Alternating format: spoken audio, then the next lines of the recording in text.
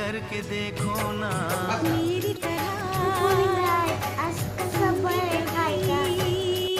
तर आज होता शनिवार, आज होती मोठ्या डॉनला सकाळची शाळा. मग सकाळी सकाळी त्याला उठवून त्याचं आवरून शाळेत सोडवायला निघाले.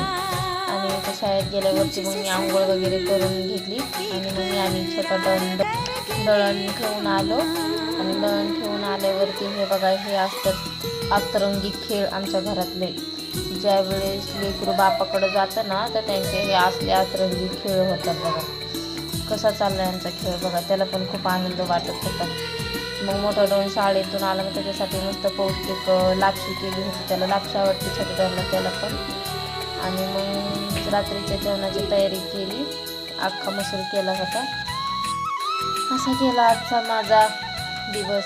उद्या भेटूया नवीन व्लॉगमध्ये. बाय.